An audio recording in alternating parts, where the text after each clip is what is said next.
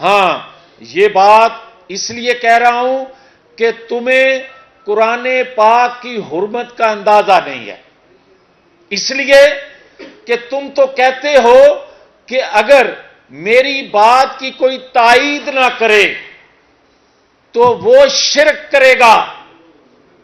میں تو کم محدود علم رکھنے والا شخص ہوں، مگر میں محترم علماء اکرام، جید علماء اکرام اور عالم دین جو ہیں ان سے ضرور گزارش کر رہا ہوں کہ قوم کی رہنمائی فرمائیں، قوم کی رہنمائی فرمائیں کہ یہ بندہ جو کہہ رہا ہے کہ جس نے میری بات کی تائید نہ کی اس نے شرک کیا، توبہ نعوذ باللہ، یہ تو مرزا قادیانی سے آگے نکل گیا۔ اور اگر یہ سارا کچھ یہ فتنہ فساد کرنے والا سب کچھ کہتا جائے گا اور میری نوجوان نسل کو گمراہ کرے گا، مجھے انتقام کا نشانہ بنائے، عظما بخاری کو انتقام کا نشانہ بنائے، ہمارے پولیٹیکل ورکر کو انتقام کا نشانہ بنائے، ہم برداشت کریں گے، ہم انتقام نہیں لیں گے، ہم اظہار نہیں کریں گے، مگر میرا ملک برباد کرو، میرے دین پہ انگلیاں اٹھاؤ، یہ میں برداشت نہیں کر سکتا اور نہ برداشت کریں گے۔ ہم نے فیصلہ کر لیا ہے کہ 62-63 پر صادق اور امین یہ نہیں رہا چیف الیکشن کمیشن کے فیصلے کے بعد، لہذا اب کال کوٹری نہیں تو کم از کم روشنی والی کوٹری میں جانے کا وقت ہوا چاہتا ہے۔ اب یہ نہیں ہو سکتا کہ آپ چند لوگوں کی حمایت سے، اور میں جو بات کہتا ہوں میں ڈنکے کی چوٹ پر ثبوت سے کہتا ہوں کہ اگر اسے چند لوگوں کی آج بھی حمایت حاصل نہ ہو تو یہ بنی گالا نہ آئے، یہ وہاں جائے جہاں اس کو تحفظ دینے والے پشاور کے حکمران موجود ہوں۔ یہ اس وقت 15 دن کے بعد بنی گالا آیا تھا جب اسے کور مل گیا تھا۔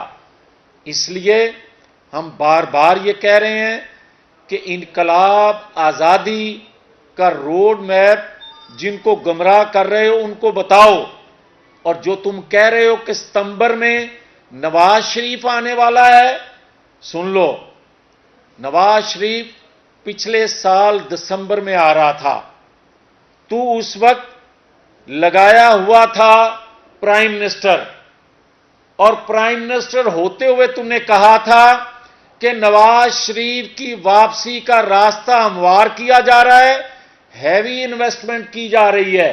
میں نے اس وقت بھی سوال کیا تھا کہ وہ ہیوی انویسٹمنٹ کہاں کی جاتی ہے، نام تو لو، بہادر بنو۔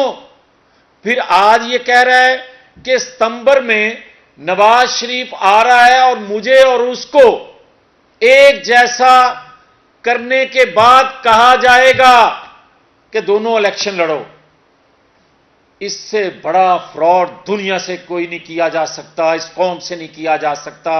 نواز شریف کا اور تیرا موازنہ بنتا نہیں ہے، اس لیے کہ نواز شریف کو اپنے بیٹے سے 10,000 تنخواہ نہ لینے پر تاحیات نااہل کیا گیا، پاکستان کے دفاع کو ناقابل تسخیر بنانے والے کو سی پیک دینے والے کو نااہل کیا گیا، مگر کروڑوں کھربوں روپیہ کھا جانے والا پنکی فرا ان کے ذریعے کھانے والے کو ہاتھ نہ ڈالا جائے، یہ نہیں ہو سکتا۔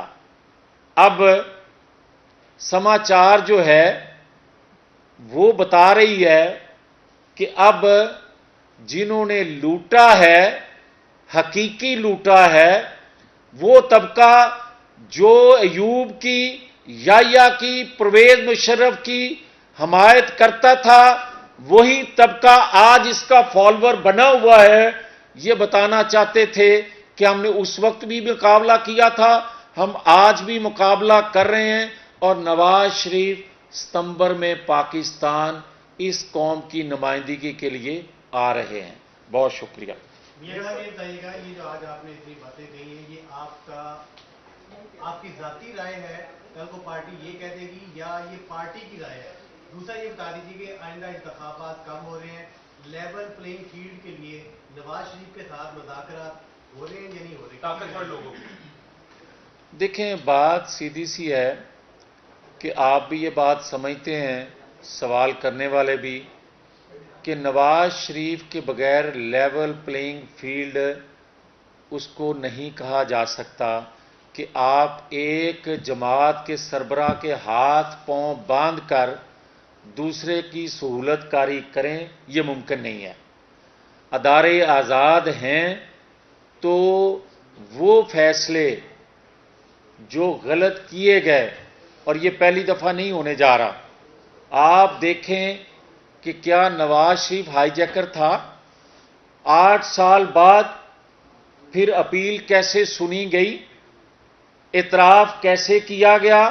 آپ دیکھیں کہ ذوالفقار علی بھٹو کو جب پھانسی دی گئی تو 20 سال بعد اعتراف کیا گیا کہ یہ عدالتی قتل ہے. آج جو فیصلے لیے جاتے ہیں، ہم صرف یہ کہنا چاہتے ہیں کہ محترم جسٹس شوکت صدیقی صاحب کی آواز کو سنا جائے. ہم کہتے ہیں انتہائی قابل احترام جسٹس قاضی فائز عیسیٰ صاحب کے خط کو پبلک کیا جائے.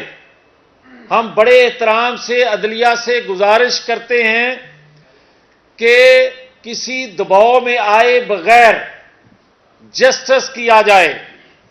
ہمیں امید ہے کہ ہمارے ساتھ آج جسٹس ہوگا. ہمیں امید ہے کہ ماضی سے سبق سیکھا جائے گا.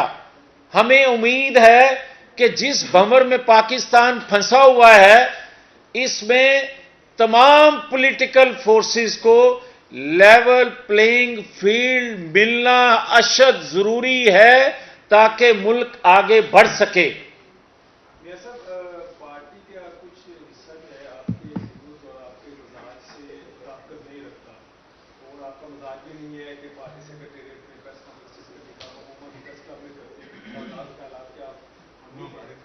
تو کیا آج کی پریس کانفرنس کی جو تپش ہوگی، آپ کی پارٹی اس کو رن کرے گی؟ ایک تو یہ چیز ہے. دوسرا یہ ہے کہ ضیاء الحق کو آپ بیچ میں بھول گئے. آپ نے اتنی جو ہے وہ بتایا کہ ضیاء الحق آ گیا اور اس میں ایوب خان صاحب آ گئے، لیکن اس میں ضیاء الحق کو آپ بول گئے. بالکل آپ بجا کہتے ہیں. میں معافی چاہتا ہوں، اس کا ذکر نہیں کر سکا، مگر حقیقت ہے کہ ضیاء الحق نے کیا نظریہ ضرورت کے تحت فیصلے نہیں لیے؟ کیا میں نے یہ ذکر نہیں کیا کہ ذوالفقار علی بھٹو کو کس طرح عدالتی اس کا قتل کیا گیا؟ وہ جنرل ضیاء الحق کے زمانے میں تھا. میں نے عرض کیا تھا، ویسے نام لینا ضروری تھا تو میں لے رہا ہوں. اچھا میاں صاحب، ایک طرف آپ شخصی آزادی، ایک طرف آپ میاں صاحب آپ اس پہ تبصرہ کر دیں کہ یہ جو ابھی آپ نے نااہلی کی بات کی ہے، تو آج کل کچھ دانشور اور کالم نگار یہ والی بات کرتے ہیں کہ ایک پاپولر لیڈر کو نااہل قرار دینا جو ہے ایک پاکستان کے لیے، ریاست کے لیے ایک مشکل امر بھی ہوگا اور مسائل بھی پیدا ہوں گے. آپ اس بارے میں کیا تبصرہ کریں؟ دیکھیں پرویز بشیر صاحب، مجھے بڑا احترام ہے آپ کا، مگر مجھے آپ ہی بتا دیں کہ کیا نواز شریف 3 دفعہ کا پرائم منسٹر نہیں تھا؟ کیا پاپولر ہوئے بغیر وہ 3 دفعہ اپوزیشن لیڈر نہیں تھا؟ کیا پاپولیرٹی کا پیمانہ یہ ہے کہ کسی کو ایک دفعہ 2018 کا الیکشن چرا کے اس کو پرائم منسٹر لگا دیا جائے تو اس کے خلاف فیصلہ نہیں آ سکتا، اور 3 دفعہ کا منتخب پرائم منسٹر نواز شریف جو ہے، بطور پرائم منسٹر کے ہی 2017 میں اس کے خلاف فیصلہ سنا دیا جائے بغیر ثبوت کے، تو پاکستان پھر بھی چلتا رہے؟ کیا آج کا پاکستان جو ہے وہ متحمل ہے اس چیز کا کہ پاکستان کی معیشت کو مزید ڈبو دیا جائے؟ کیا پاکستان اس چیز کا متحمل ہے کہ نواز شریف کو تاحیات نااہل رکھا جائے اور اس نااہل کو، نالائق چور کو، ڈاکو کو اور دنیا کے بقول دنیا سے پیسے لینے والا، ان کے مقاصد پورے کرنے والے کو ہم سر پر بٹھائے رکھیں؟ یہ ممکن نہیں ہے۔ اب یہ بتائیے گا کہ آپ مینی ٹائم جو ہے نواز شریف کی واپسی کا اعلان کر چکے ہیں، کئی دفعہ آپ تاریخ دے چکے ہیں، آپ کے پارٹی کے لوگ تو کہتے ہیں ڈاکٹر جب اجازت دیں گے میاں صاحب تب واپس آئیں گے، آپ کو کس ڈاکٹر نے بتایا ہے کہ اس نمبر میں آ سکتے ہیں اور کس نے کہا ہے؟ اور یہ بتائیں کہ اس نمبر میں لاہور آ رہے ہیں کہ اسلام آباد آ رہے ہیں؟ دیکھیں، جو ڈاکٹر ہیں نا وہ مختلف وقتوں میں اپنی رائے چینج کرتے رہتے ہیں، اور اس وقت کے جو ڈاکٹر تھے وہ مناسب نہیں سمجھتے تھے کہ پاکستان کا موسم ماحول ٹھیک ہے۔ آج کے ڈاکٹر جو ہیں وہ یہ پاکستان کے عوام ڈاکٹر ہیں، انہوں نے فیصلہ دیا ہے کہ اب ہماری بس ہو گئی ہے، اب نواز شریف آ جاؤ۔ اچھا یہ اچھا میاں صاحب یہ بتائے گا، میاں صاحب یہ بتائے گا کہ ایک طرف آپ شخصی آزادیوں کی بات کر رہے ہیں، حقیقی آزادیوں کی بات کر رہے ہیں، دوسری جانب ایک جمہوری حکومت ایک چینل کو بند کر دیتی ہے جس سے 4000 سے زائد ملازمین کو بے روزگار کرنے کی کوشش کی جاتی ہے۔ کیا ضیاء کی سوچ ابھی بھی مسلم لیگ نون کے اندر سے نکلی نہیں؟ دیکھیں، اگر جو میں کیا کہوں اس بارے میں، مگر اتنا ضرور آپ کو کہہ دیتا ہوں کہ اپنے اندر بھی ذرا ہمیں سوچنا چاہیے ہم کیا کرتے آ رہے ہیں۔ اچھا سر یہ بتائیں کہ آپ نے کہا نا نواز شریف آ رہے ہیں، تو وزیر داخلہ جو ہے پنجاب کے، انہوں نے کہا کہ جب وہ آئیں گے تو ان کو قانون کے مطابق جو ہے ڈیل کیا جائے گا، تو وہ آ کے پہلے جیل جائیں گے یا کسی قوت نے آپ کو انڈرٹیکنگ دی ہے ان کے حوالے سے؟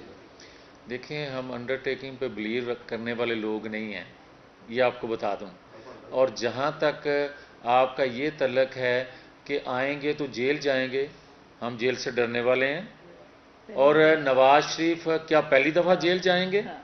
اور نواز شریف جب لندن تھے تو پاکستان میں تو کسی پر FIR ہو جائے تو وہ دوڑتا ہے پاکستان سے باہر، نواز شریف کو تو باہر تھا تو سزا سنا دی گئی تھی، اور وہ اپنی بیٹی کا ہاتھ تھام کے بستر مرگ پر اپنی مسز کو چھوڑ کر آ گیا تھا پاکستان، وہ جیل سے ڈرے گا؟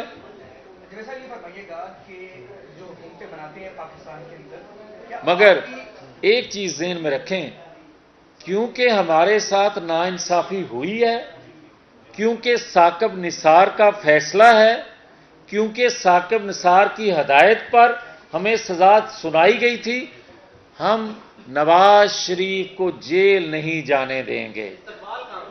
استقبال آپ کو ایسا کر کے دکھائیں گے اور جگہ کا بتائیں گے کہ ملک عارف صاحب تسی بھی اتنے پہنچو گے۔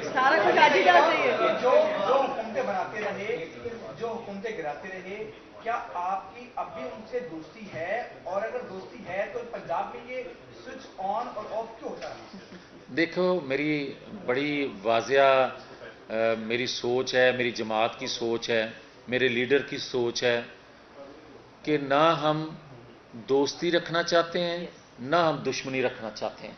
ہم چاہتے ہیں آئین قانون کے دائرے میں رہتے ہوئے اگر تمام ادارے، اس میں سیاسی جماعتیں بھی ایک ادارہ ہیں، وہ بھی کسی سے مدد نہ مانگیں، وہ بھی جگہ جگہ یہ رونا نہ روئیں کہ مینوں دوبارہ نوکری تے رکھ لو۔ میں یہ کہتا ہوں کہ تمام پولیٹیکل ادارے ہوں یا ریاست کے ادارے ہوں، ان میں بیٹھے ہوئے لوگوں کو آئین قانون کے مطابق بہیو کریں گے تو ملک اس صورتحال سے نکل سکے گا۔ یہ ڈے ون سے، اور نواز شریف نے یہ 4-5 سال کی جدوجہد نہیں ہے، نواز شریف نے 20 سال ذہن سازی کے لیے لگائے ہیں پاکستان کے اور خاص طور پر پنجاب کے لوگوں کی ذہن سازی۔ اس نے تکلیفیں، قیدیں سہنے کے بعد لوگوں کی ذہن سازی کی ہے کہ یہی راستہ ہے पाकिस्तान को भंवर से निकालने का आइन कानून की बालादस्ती नहीं है।